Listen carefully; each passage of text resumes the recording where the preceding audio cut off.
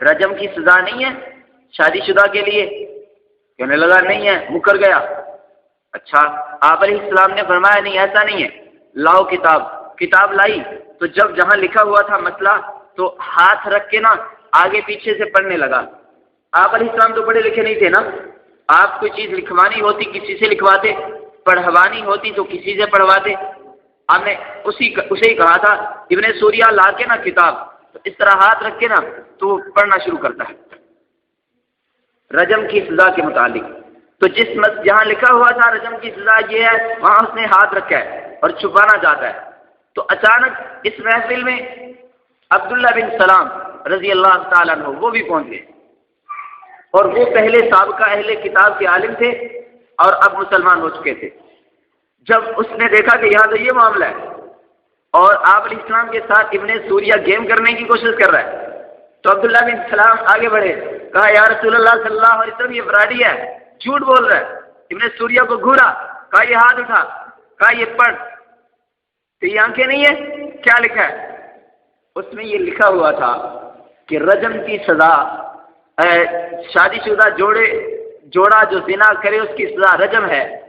جب یہ پڑھ کے سنایا تو ابن سوریہ شرمندہ ہو گیا۔ اب آپ علیہ السلام پھر مسکرائے۔ آپ بڑے وسیع ظرف انسان تھے، بڑے حوصلے والے تھے، اور آپ علیہ السلام دشمن سے دشمن آدمی کے ساتھ بھی بڑا خوبصورت انداز میں پیش آیا کرتے۔ وہ بڑا شرمندہ ہوا لیکن آپ نے محسوس نہیں ہونے دیا۔ آپ نے کہا یار ابن سوریہ بات چھوڑ، تجھے تیرے اللہ وحدہ لا شریک کی قسم ہے، اس رب کی قسم ہے جس نے موسیٰ علیہ السلام کو دریا سے رستے دیے تھے اور فرعون کو ڈبویا تھا، سچ بتا کہ تورات میں یہ جو مسئلہ عبداللہ بن سلام نے پڑھایا ہے تمہاری شریعت میں ایسے ہی ہے؟ ابن سوریہ مان گیا کہ بالکل ہماری شریعت میں یہی فیصلہ ہے۔ اب اس کے ساتھ جو آئے ہوئے یہودی تھے اس کے ساتھ الجھنے لگے، یہ کیا کر رہا تھا؟ ابن سوریہ تو اب مان گیا تھا۔ اب اس پر رب ذوالجلال نے مختلف فقہا کہتے ہیں کہ ان آیتوں کے کا شان نزول یہ واقعہ بھی ہے ساتھ۔ اس ضمن میں اللہ تعالیٰ نے یہودیوں کی پھر کچھ اور باتوں کا بھی یہاں تذکرہ چھیڑا ہے،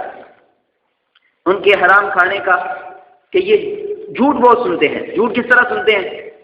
کہ جب کوئی بندہ آ کے ان کے پاس بیٹھتا ہے اور مسلمانوں کے خلاف بات کرتا ہے جھوٹی موٹی، تو یہ بڑے غور سے سنتے ہیں، مزے لیتے ہیں، محفل کو اور لمبا کر دیتے ہیں۔ اور کچھ ان میں سے ایسے بھی ہیں جو آپ کے پاس آتے نہیں ہیں لیکن جو آپ کے پاس ہو کے جاسوسی کر کے واپس جاتے ہیں، ان سے بڑا غور سے سنتے ہیں۔ اور آپ کے پاس آنے والے کوئی آپ کی محفل میں بات سننے نہیں آتے، سننے آتے یہ ہیں کہ کوئی نہ کوئی بات لے کے جائیں، اپنے جا کے یہودیوں کے بڑوں کو بتائیں اور داد وصول کریں۔ آپ ذرا غور کیجئے گا اس ماحول میں جب آپ علیہ السلام غلبہ اسلام کی جدوجہد کر رہے تھے، پورے عالم میں دین اسلام کو سر بلند کرنے کی تگودو کر رہے تھے، تو وہاں آپ علیہ السلام کے لیے یہ پریشانیاں پہلے مکے میں تھی، مشرکین مکہ کی طرف سے۔ اب مدینے میں آئے تو یہودی جان نہیں چھوڑتے، یہودیوں کے بعد یہ منافقین کا ایک نیا سلسلہ شروع ہو گیا۔ ایسے میں آپ کس قدر رنجیدہ، غمزدہ، پریشان ہوتے ہوں گے۔ ایسے عالم میں جب رب ذوالجلال میرے اور آپ کے نبی صلی اللہ علیہ وسلم کو حوصلہ دیتے ہوں گے تو یقیناً آپ کے دل کو اطمینان مل جاتا ہوگا۔ آپ آئیے ذرا غور کیجئے، آپ سمجھیں گے کہ واقعی آپ علیہ السلام ہوں یا اللہ کا کوئی اور نبی ہو یا اللہ کا کوئی اور بندہ ہو، جب اللہ کے دین کے لیے پریشانیاں، دکھ اور غم برداشت کرتا ہے تو رب ذوالجلال کی رحمت کی چھتری جب اسے اپنے سائے تلے لیتی ہے تو انسان کو یقیناً اطمینان ہو جاتا ہے۔ جب ایسے ماحول میں اپنے پیارے رسول کو اللہ رب العالمین نے مخاطب کیا تو خوبصورت جملے، محبت و الفت سے لبریز لہجہ اور ایسے پیارے خوبصورت انداز میں اپنے نبی کو بلا کے تسلی دی کہ میرے پیارے نبی صلی اللہ علیہ وسلم کے سارے غم دھل گئے، ساری پریشانیاں ختم ہو گئیں۔ فرمایا یا ایھا الرسول،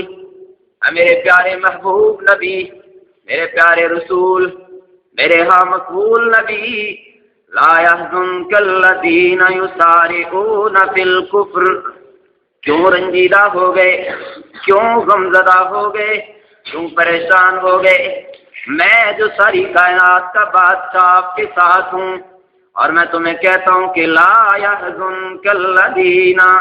يسارعون في الكفر، یہ جو کفر کی طرف بھاگنے والے،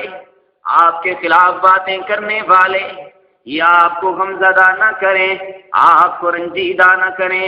ان کی باتیں آپ کو پریشان نہ کریں۔ میں آپ کو کہتا ہوں کہ من الذین قالوا آمنا بافواہہم، جو اپنی زبان سے تو کہتے ہیں کہ ہم ایمان والے، ہم آپ کے ساتھی، لیکن ولم تؤمن قلوبہم، لیکن ان کے دل ایمان والے نہیں، اور اگر یہ باتیں کریں، ان کا کوئی عمل آپ کے دل کو دکھائے، تو میں رب کہتا ہوں ان کی باتوں سے پریشان نہیں ہونا،